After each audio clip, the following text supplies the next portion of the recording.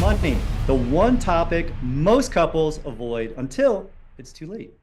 For years, Patty and I treated money like it was the weird uncle at Thanksgiving. The one that everyone kind of held their breath when he showed up or when she showed up and just hoped that nothing too weird was going to happen.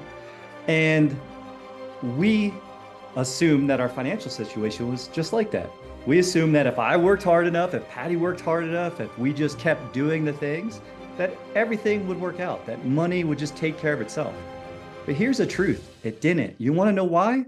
Because we were treating it as if it didn't belong. We made it over there. And the stats don't lie. 40% of millennials, any of you millennials here, argue about money at least once a week. And for the boomers, Gen Xers, financial disagreements are the top reason for divorce. So, how do we go from avoiding money talks to actually enjoying our money conversations? And more importantly, how do we finally get on the same page about money and where we were going financially together? Today, we're going to pull back the curtain on our husband and wife money meetings, how they started really awkwardly, and how they changed our marriage for the better, and how we involve our kids, our friends, and it's okay to talk about money.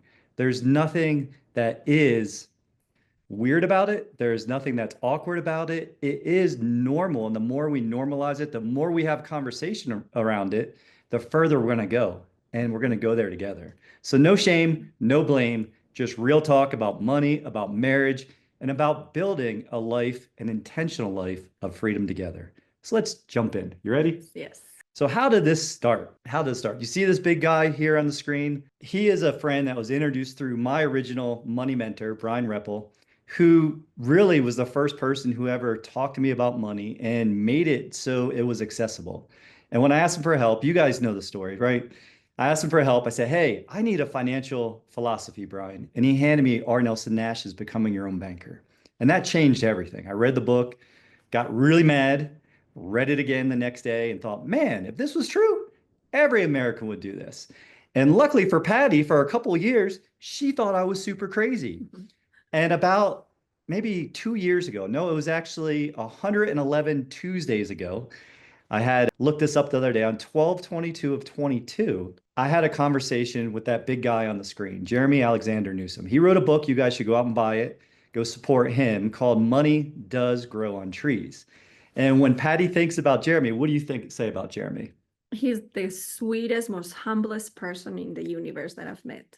He is the most humble and abundant. His language is abundant. His energy is abundant. He is just here to serve. And the guy's a multimillionaire. He's going to be president one day. That's what he's told me.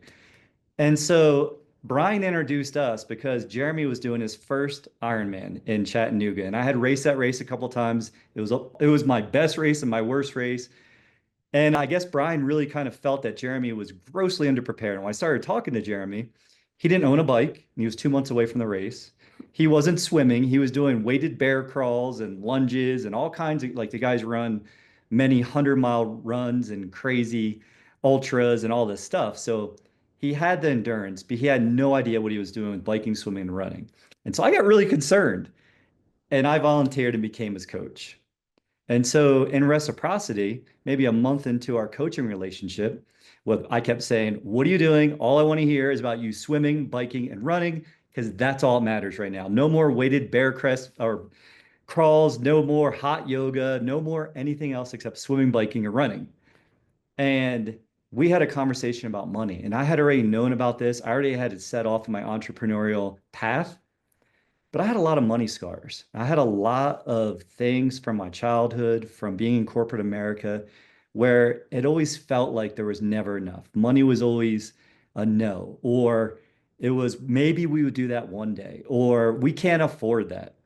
And so as I was sharing with Jeremy my dreams about how we were going to grow this mission, how we were going to impact millions of people's lives and change things, he said to me, he said, "Sip, can I be honest with you?" And I was like, you know that feeling, right? When someone's like, "Can I be honest with you?" You're like, well, I don't know if my ego can handle it, but yeah, man, go for it. He's like, you've got some stories, like your language around money it's blocking you. It's blocking you and it's keeping you. And it's all about energy, guys. It's all about how we feel, what we can imagine, what we can see ourselves. And if you can't see yourself having wealth, if you can't feel what that would feel like in the joy in your heart, and it always feels like you're pushing and you're working harder and you're just trading your time, you'll end up being a slave to not only money, but to your rules. And so he told me, he's like, man, you guys have to invite money into your family. Do you remember the first time I came to you and I was like, honey, because he got me pumped up. I'm like, okay, baby. And you guys got to say this with me, all right? And you got to honestly put how it feels in the chat. I love money and money loves me. Go ahead, say it, baby. I love money and money loves me. Did you guys believe her? I think she's got to say it again. Say it with a little bit more love. I love money and money loves me. That's it. And with that coaching, he said, you guys have to have a money talk. And I was like, okay, money talk. Well, okay. So I know this thing. If you guys ever ask me, and don't, by the way, if you don't want to do something, don't mention it to me that you might want to do it because you will end up doing it. We have a whole group of friends of parents in Taekwondo where they're like, I'm like, hey, your kid's really good at this. Yes, sir. When are you going to join them on the mat? I don't know, sir. Like my knees, my back, I'm a little overweight. And I'll just be like, all right, pad. What? What, Mr. Sipple? What are you talking about? Pad. Pick a date. When are you going to start? Oh, in 2 months. Oh, great. 2 months. It's, January or February right now. So 2 months from now, what's the date? Give me an actual date. And that's how you get started. So we picked a date and it was 12/22 of 22, 9 a.m. before our day got busy after Connor went to school. And we sat down to talk about money. Now, we haven't rehearsed any of this. Patty hasn't even seen the slides. How was that first money meeting? When he told me, I thought he was crazy. I said, what do you mean we want to talk about money? Like, I tell you how much you have to make, you make it, and I pay the bill. So I didn't understand what he wanted me. He's like, no, we really have to talk about it. Like, and I was so close. Like, what do you mean? Like, what do you want me to tell you? How much the electricity bill is? Or, how much did we use on Amazon? Because we were used to just, use Amazon. But I was really very rejecting that.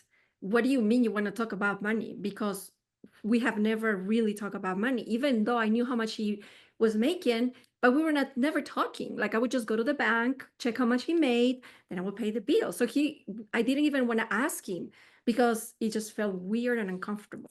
So I was like, no, all the money meetings, the first couple one, my attitude was like, what does he want to talk about? Let's do this. Let's get it over with. That's basically And what I, and I would coming from my peak performance coaching background, right? Like after I left corporate America, I really went in to support others in their journey, and Tony Robbins, Joe Dispenza, just down this path to really learn and empower us.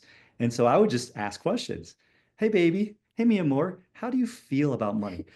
Oh my God. What do you mean? How do I feel about money? How do you feel about money? And I was like, whoa, let's go.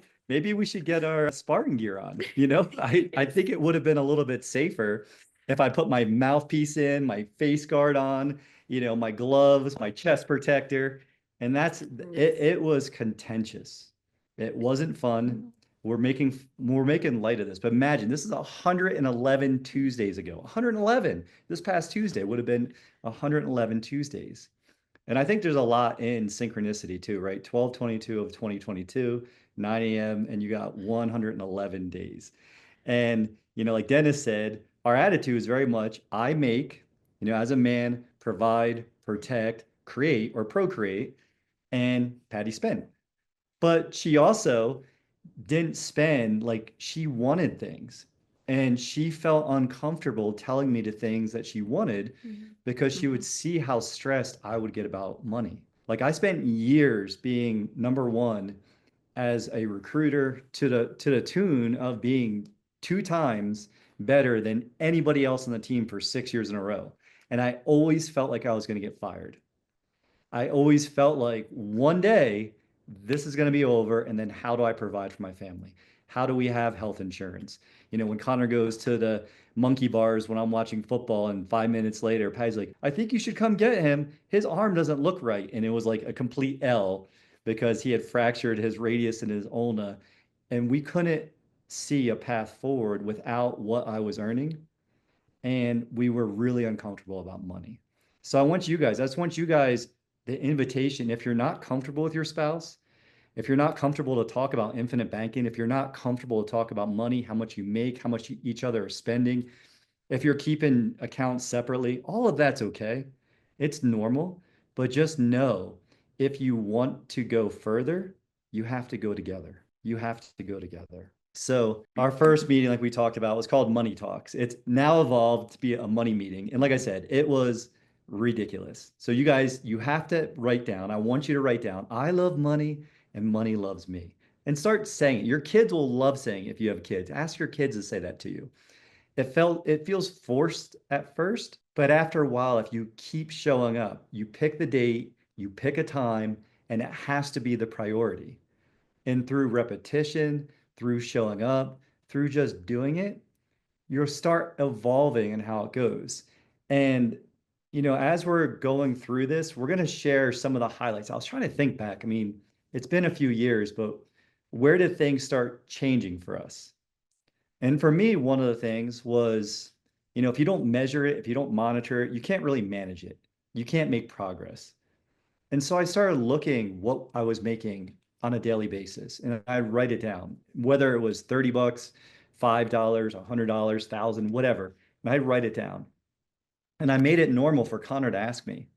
And I've shared this with some of you on calls, right? Connor would ask me to show up and be like, Dad, how much did you make this month? And I would tell him, and some months he'd be really impressed because he knew he might get some Pokemon and stuff, right? Because there was little things that you want to celebrate, right? When you find something that's working, you celebrate it. Like Patty always celebrates, always gives like she'll be there texting all of you and just be like, woohoo, like so and so just text that they're doing awesome and they're winning and we high five each other because we learned that with Victory Martial Arts. We learned that the little things have to be celebrated too, not just the big things, the little things, the progress. The little wins, like someone signs that was super nervous, like some of you here, some of you are nervous, like, is this the right path for me? Should I go down this path? But then you have people like Kim, right? A little nervous when she started. And now she's like, Jason, how do I start my husband and my kids? And that is the normal that happens. And I know we're talking about the money meeting, but we're just talking about, you know, where we started. So where do you think we started? I wrote down a little bit of my thoughts, but just where did we start and where should people start other than just picking a date? More than anything, if you have your spouse that is going to react, maybe like me, we women tend to react a little bit more emotional than men. I guess just don't give up, just keep trying. I mean, Jason really every Tuesday, he would very patiently sit with me. I was already like, oh my God, again, the money meeting. I would sometimes even forget that we had a money meeting. And he would be like, what do you mean you forgot? I was like, oh yeah, because it still was not important for me, right? But he kept doing it and over and over. And sometimes we would end up at 30 minutes and just like not want to look at each other for like an hour or something, even when and we work together. But he really didn't give up because like you heard when he sets a goal, he goes for it. So that was his goal. And eventually I started just being more comfortable. I started telling him, okay, well, we last week we spent these, or we bought these in Amazon, or we ate too much outside in the restaurants, or I just started just saying whatever I thought we needed to say. And eventually it transformed to like talking about bigger things and more things. I start getting more ideas on what to tell him. I start feeling comfortable telling him what I wanted, because he would get so stressed as a man when I would say, oh, I want to, I want to go to Park City or whatever, because he couldn't provide to me at the moment. He would get really like, I could feel it. So then I would be like, oh, I cannot tell him anything because he gets mad. So I would feel like, oh, I tell him something, and now so I didn't want to tell him anything of what I wanted.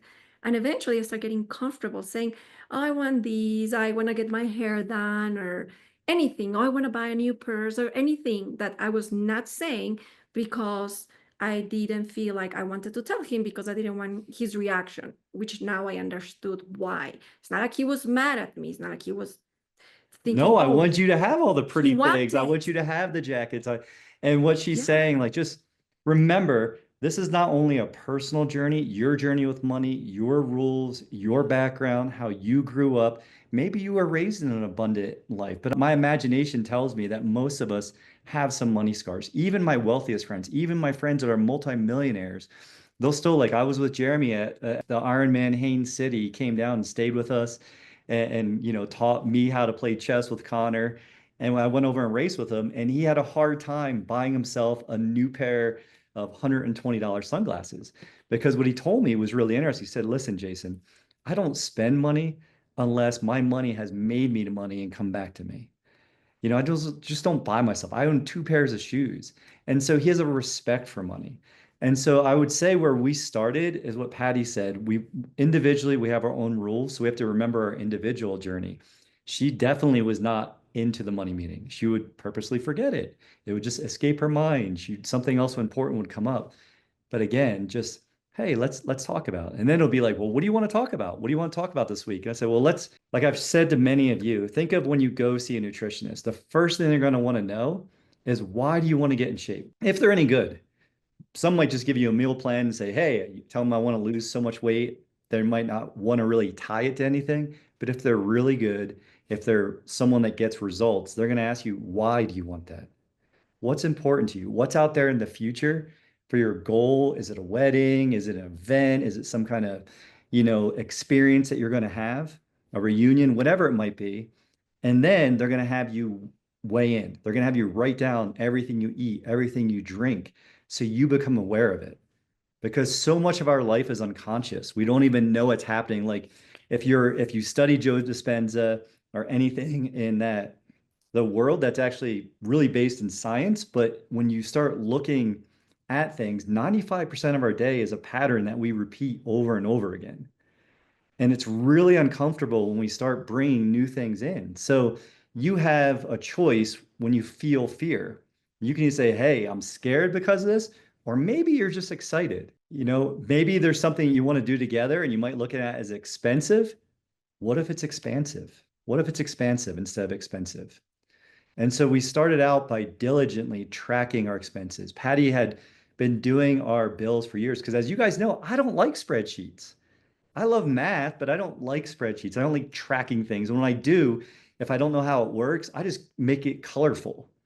Like I made this pirate treasure map that the Google Sheet doesn't really work, but I had all of our expenses. I did these different things I learned from different infinite banking practitioners. And it really starts by just weighing in. How much are you spending on your regular expenses? Where are your debts? Where are the, you know, the APRs that you're paying to the debts, whether it's credit cards or cars or mortgages? What's the monthly payment? Are you paying more? It's really looking for those financial leaks and getting clarity on it. Because how can you talk about where you're going to go if you don't know where you're at today? And acknowledge each other for showing up, for doing the work. And you're going to fight sometimes, you know? And for me, I run away when we fight because I don't like confrontation. And the worst thing you could do for your woman as a man is to leave when they're coming to you with their problems and they're telling you, like when Patty would share and get upset with me, the best thing I could do is just sit there like a lump. Just be a lump, be a tree. Or if you don't like being a lump, be an oak tree and imagine her as a beautiful storm that's surrounding you with all of her beautiful energy and swooping in. And, you know, all I'm thinking is like, is it over yet? Is it over yet? I hear her. Is it over yet? And as a man, like she probably doesn't enjoy hearing that, but that's the truth because every time she would say, she gets these wild ideas like, hey, baby, I saw this thing on China, or I saw this thing on New Zealand, or I saw this thing on Hawaii. And I'll think, oh my God, how am I going to pay for that? How many hours do I have to work to pay for that thing? But the more that you invite money into your house, the more you realize, like, I think Sarah Blakely from Spanx, who they're a fun couple to follow, her and Jesse Itzler. And she says, it's fun to make money. It's fun to spend money. It's fun to give money away. And I think about that often because all those things are really fun. And the more that you condition yourself to, it's fun to make money. It's fun to spend money. It's fun to see others happy, but you also have to respect money. It's not just because you have money, you just don't start buying everything, right? And so the shift, we talk about what is our definition of money in this ecosystem? How do we define money? Shane, what do you think? How do we define money? Or Dexter? Money is what? Money is a tool. It's a means of exchange. At some point, those sheep and those cows, they got heavy. It's like, hey, I want this, you know, food. And so you're like trying to carry your chickens and exchange things. We're bartering. At some point, it didn't work like that. It had to become fiat money, paper or coined, backed. And that's the banking system we're in now. So money is just a tool. Money for food, food for money, money for a car, car for money. And once we realize that we have a healthy relationship and we can honestly say we love money, like I have no problem asking anybody how much they make now. In the past, that felt like the strangest thing in the world. I can meet someone as a total stranger, get in a conversation about finances and be like, oh, cool, how much do you earn? Right. Right? Because it shouldn't be weird. It doesn't really set us apart of who we are inside and how we are. It doesn't put value on us. It just means that that person was in the right place at the right time with the right skill set, and they took advantage of that opportunity. And find out what's important to your partner. Like we started having the discussion on what's really important to us. You know, one of the reasons why Patty agreed that we went on the entrepreneurial for me to leave corporate America, you know, making $180,000 a year with great benefits with a big organization and having two boys and, you know, being a provider and really doing the things was because she would always tell me, honey, I want to go on these pilgrimages. I want to go help orphans and kids around the world. I want to donate when we're in. And I thought, wow, you know, like I love doing those things and charitable things, but there's a lot of other things I want to do when I get older. And I'm thinking, am I going to spend all my time, you know, on these mission trips? Because we don't like my mind at that time is we only had so much free time. And so I said, well, why wait? When's a better time than now? So if you haven't picked your money date hearing us so far, pick the date, put it in the chat, have someone here hold you accountable to it. And so as we started defining what was important to us and what's important to our partner, because guess what? What's important to Patty is not necessarily what's on my mind. Like I want to buy a road bike right now. What do you want to buy? I want to buy a diamond ring, a diamond necklace to match my earrings, To my match your baby. earrings? Yes. So we're, you know, so be playful with it. Dream big. Know that it might not happen right away and start picking your big vision, your 10-year goal, right? I think that's the next slide here. So again, this is just we made the conscious lifestyle decision to talk about our money. We practice patience. We agreed on a few things. We agreed on some vocabulary, like money was a tool. Okay, that was one. A second agreement we had was that we finance everything. You either pay interest or you earn interest or you give up the opportunity to earn interest. I love that. Sandra wants to go to Spain, El El Camino. Camino. That's amazing. And we began treating money with respect and it started flowing to us. And so the first thing that we set as our goal, the first big goal we had, we saw that we had $3,300 a month leaving our family. And if you start thinking in simple terms, like, is the money coming to our family or is the money leaving our family? Do you guys remember how we talked about the first two commandments, right? One, love God with your heart, your mind, your soul. Number two, love thy neighbor like thyself. Guess what, guys? Most of you love the neighbor a lot more than you love yourself. If you look at your bills, you go one, three, two. It's effed up. I don't know how we were groomed to do that, to give up control of our money like that, but we're always willing to give our money to someone else for something that we don't really even need right now because we don't have patience. And so we had that lifestyle, right? Mm-hmm. Where we had $3,300 a month. And some of that was a bad investment on my part. So there was a lot of distrust between money. Like I took out a $50,000 loan at 14% from SoFi because this big thing was going to help us make this transition. And guess what? That company went bankrupt and we lost all that money plus the percentage. And so the first thing we wanted to take care of, our first goal was to pay off $114,000 in bad debt, which was $3,300 a month. That's a big number. For someone who hadn't saved more than $10,000 to $12,000 in my entire adult life, this was when I was 46, I'm 50 now. So we started saving. We started looking at our lifestyle. We started making better decisions.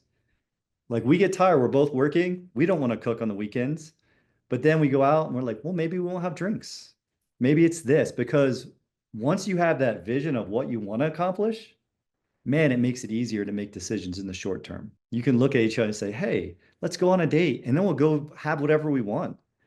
We'll go have sushi and drinks and desserts or whatever we want because we're having a date with each other. And that's a sacred time. Or if we're trying to pay off a bunch of debt, maybe we're going out and having a picnic together. We talked about getting a bottle of wine when our son's learning and going up there somewhere in the snow and sitting down. I don't think I'm going to do that, but that was an idea that was put out there this week while we're here. And so once you align with your spouse, with your significant other, what is that goal? What is that first thing? Then you start making decisions based off of where you're going. And so we started saving. I started working 6 days a week, sometimes seven, started earning and helping and serving. But remember, the amount you earn is going to be in direct proportion to the problems that you're solving for others. If you want to solve a really, like, I help someone that's basically working on the most advanced nuclear submarine in the world right now. And he's one of the machinists, he's an engineer on that. So that is something where they pay him in proportion to his skill level to do something that is super advanced. And that's the same for anything. So you can either go out and serve a bunch of people, helping solve easy problems and make that same return, or go solve really hard problems and you'll make more money. Because that's the first job, is making money. So money started flowing to us. And then we had other money come in. I had money from my qualified. The first time we came to Park City, I was going to share that and I kind of forgot about it, is we decided over Christmas and COVID in 2020, let's go skiing. Let's go have a Christmas away from home. And it was paid for by qualified money. It was paid for from what I had saved for retiring for my retirement for my entire adult life. And that's also how we made the transition to being here with you guys today. And so on that journey, it's a lot different when you have passive income coming in, when you don't have debt anymore, right? Mm-hmm. Like that feeling. And that's a Yes. very short period. We shared that story a couple of weeks ago with how that looked, our 4 policies, why we put them in place. But it started with saving and paying no more than a minimum, not going out, not taking trips for 18 months. And at the end of 18 months, we were able to pay off $76,000 of that debt through our first policy. That was amazing. The day, and then my credit went down because I think we paid a couple things late for the first time in the whole history of my We were adult learning life. how to like hold the money, pay the minimums, make it all for the policy. So it was a process. Like we were like learning, but we did it.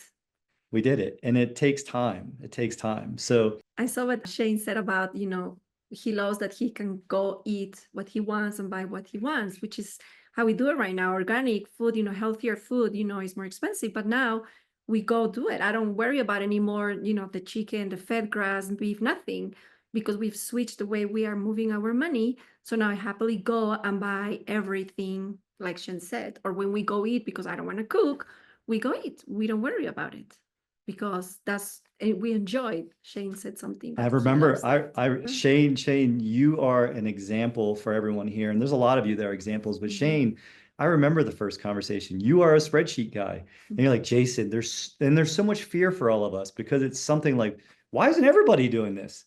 And now Shane, now he has money coming in passively. So remember, it starts with picking a date. The second thing is a belief. You have to believe that you can be debt free. You have to believe that you can be financially free. You have to believe that you can take back control of your money. Because guess what? It's not complicated.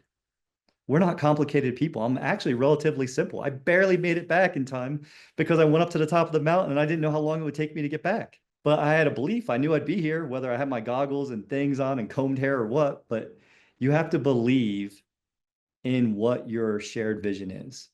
And that's the second thing. You have to have a vision, and it has to be bigger than you. It has to be bigger than you. It has to include others. And the bigger your vision, the more people that will have to come into your life to help you accomplish that if that's aligned with what your mission here on earth is. And then recognize it's a game. It's a game. In the game that we thought we were playing growing up, or until I was 46, guess what? The game of money wasn't that game. It wasn't about giving it to the neighbor first. It wasn't about, giving it to Uncle Sam so he could store it and then come back one day and be like, hey, man, great job growing that $1,000 into $1,000,000. I need my percent. I haven't been that financially fiscal, but I've had a great time. I need my money, man. That's what we're signing up for when we put our money in qualified money. And I'm not a financial advisor. Patty's not a financial advisor, but we do value our boring, old, permanent whole life insurance and that it's designed for banking. and we prioritize our protection, our growth, our family. We're aiming at having that uninterrupted compounding interest. So you ask yourself, what is my money doing in this situation? Like when you got to pay Uncle Sam 20 grand, 30 grand, 40 grand, 50 grand, right, for taxes. Like that's another thing. Not only do we have to learn how to first make money, now we learn how to store money and how to finance everything in our life. Then part of the journey, once you get there, is going to be, well, how do we look at the 7,700 plus page tax, code and realize that it's just a coupon book? And how do we learn how to play that game? And so just know that we're on the journey with you guys, and it's just being one step ahead, right? It's being one step ahead and being willing to turn around and talk about it. And also, it's not going to be perfect at the beginning, and your spouse is sometimes going to think you are crazy. It's not going to agree. It was, I mean, How long did you think I was crazy about banking? How long, honestly? I mean, when he told me what we were going to do, like not pay as much as we can to the other people, the creditors, and save the money, just pay the minimum because we were going to put money in this policy. And I thought I was maybe 50% like, is he really know that's what does he know what he's doing? I even told him, do you need a break from us? Do you need to go somewhere for like a couple That was of a fun weeks? day. Because I said, Jason, you're my husband. We have kids. We have mortgage. Like for me, it was really like, because it's my provider, right? He's the breadwinner. And I thought, oh my God, like, what is he doing? I thought, do I need to get a job? Maybe I'll get a job. I mean, I really told him, and I said to him, go away for 3 weeks to a retreat for men to think what you want and let me know, because I will understand if you don't want to continue providing. I mean, I really said all those things to him because for me, I was not understanding what infinite banking was meaning. And he was, I'm sure I broke his heart many times. I'm sure he was like, oh my God. And he wanted to give up because he didn't like me saying that.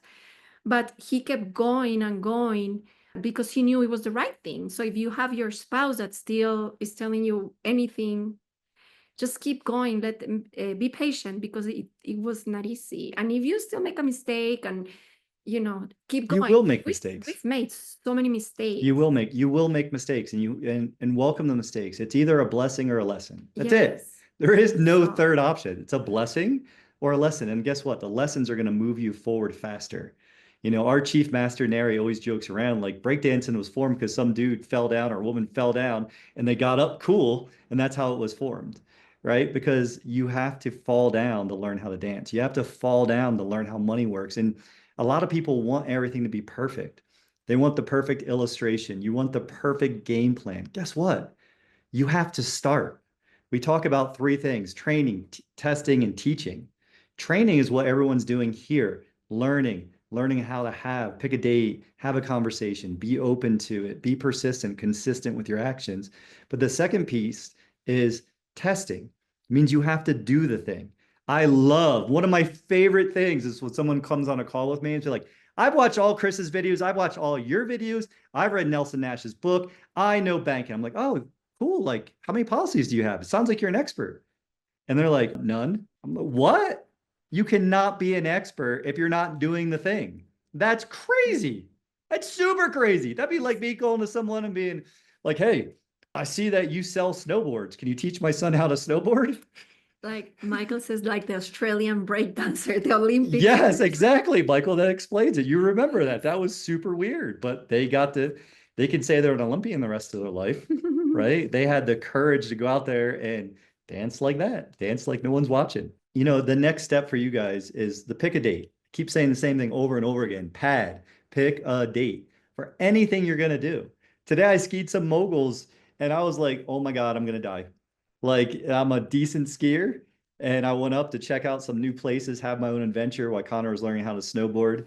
And I saw a husband and wife, and the woman was sliding down on her butt on the side. I'm like, I'm gonna join you and slide. I just kind of slid sideways, skied some moguls, but it pushed me out of my comfort zone. The reason I'm sharing that thing is because it pushed me out of my comfort zone. Afterwards, I thought, oh, I could do this. I could do that again. I'm glad I did it. I was a little scared, but I did it and I didn't die. I made it back on time. Didn't get lost in the woods. Didn't get eaten by a moose or anything. And so if you guys want to learn more, about how you can introduce money into your family, have a healthy relationship with money. It really starts with building that financial foundation. But first, it's really knowing where you're at today. So you can reach out to me for a conversation. You can learn more about the infinite banking process.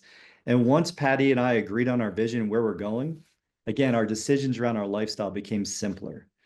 And money became a tool, not a stressor. It still gets stressful sometimes. Mhm. My rules around money still pop Mhm. up, and the meetings, the money meeting, and it went from money talk that was like basically an all-out battle royal in our house of fighting to being something that we look forward to. Now we're having money flow back and forth. We're like, oh, we have this money going to this investment. How do we move it into our first lien HELOC, move it out? Like, what's the timing of it? How long does it take? And how much have we made this month? How much is going towards our business? What should we sponsor? And it's just our communication has become a collaboration. And we're continuing to learn and grow. We're going to Mhm. continue sharing with you guys how you can build that secure financial future. And then you buy your time freedom. You have your financial freedom. You have your relationship freedom. You have your freedom to give abundantly. That is the truth. And listen to your spouse, because sometimes when we want something, we don't hear what they're saying. So maybe listen to your spouse, like, why are they saying they don't want to do it? Maybe, they don't understand it. I didn't understand infinite banking. That's why Jason still do it, because he really read the book, Becoming Your Banker. But I did not understand. And I keep understanding more still. So when you don't understand something, it's very scary. It's super scary for a woman. And I assume for a man, when he's the one that is supposed to protect for his wife, and his wife is telling him, well, we have to do this, the man naturally feels like, no, because when a woman tells your husband you're wrong, you don't know what you're doing, and I found out, that destroys them. Then they don't even want to deal with us, because they want us to feel like they're queens. But if your queen is telling you don't know what you're doing, then you're not going to treat her like a queen. And those are the things that I had to learn, you know with Jason, that he was not doing this out of anger, it's because he wanted to give me a better life. So he started Yes, listening all to the my diamonds that she words. wanted, all the things that she told me she wanted to do, I've always been listening. And it's it's it's it's an interesting journey when you are driven from stress and from worry and from fear. And for a lot of my adult life, that's kind of was my driver. And that's why a few years ago I made my 3 words: easy, effortless, abundant. I started thinking I can work hard, but it doesn't mean it has to feel stressful. I can earn a lot of money, but it doesn't have to feel like I'm giving up something to get something. It's really in service of others, whether someone's surviving paycheck to paycheck or someone's a multi millionaire. There's not a lot of difference in those individuals other than choices and the choices and the decisions and the belief and maybe the opportunity. So if you're new to hearing us talk about this, we really appreciate you guys being here every week. Make sure that if you're new to the channel, go ahead and subscribe, smash the like button, and as Connor says, ring the bell, because it might turn blue, even though I think it's going to turn orange, but you got to ring it to figure it out and get alerted to new content. Every week we're going to be here. Maybe Patty will join me more often. If you guys want to see more of this beautiful woman, my warrior goddess, just message her and say, hey, if you could do less of Jason, more of Patty, then I'm game with that as well. I'm just here to serve your journey, however I can help you. And, yes, Patty C, Christian knows. Well, you can see the videos that I do on Facebook, the Instagram. Sometimes I talk, sometimes I sell. And So, Shane, knowledge is power. I'm going to say it's more powerful when applied. So everyone here, thank you for being with us yes, on our, thank our you. trip out here. This is made possible because of infinite banking, because of the partnerships that we're building.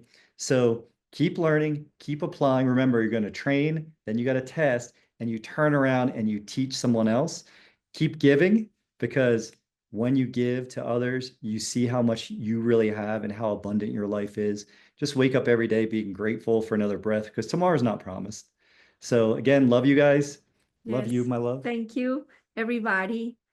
Thank you, Jay. And if you want to ask us anything, you can always text where we text, if how to talk to your spouse. Maybe we can give you some more ideas. So we're here. Be blessed, everyone. Good Yes. to see you. Bye See you bye. next week.